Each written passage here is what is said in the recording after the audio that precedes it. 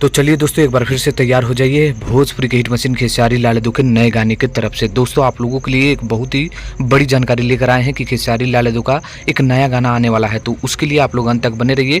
जो भी पहली बार इस चैनल पर आए हैं तो चैनल को सब्सक्राइब करके हमारे से जुड़ जाइए। नमस्कार, मैं रविंद्र और आप लोग देख रहे हैं रविंद्र टाइम्स। जैसे कि आप लोगों को मालूम है, भोजपुरी के हिट मशीन खेसारी लाल यादव का नया गाना यानी नया धमाका अगली बार बहुत ही कमाल करने वाला है। जैसे कि आप लोगों को मालूम है कि पिछले एक दो गाने आप लोगों के बीच आए जो आप लोगों को काफ़ी उतना पसंद नहीं किए थे, लेकिन बहुत ही बड़ा धमाका नेक्स्ट कुछ ही घंटों में आने वाला है। जी हाँ दोस्तों, उस गाने का पोस्टर और सब कुछ जानकारी उस वीडियो में नजर आ जाएगा।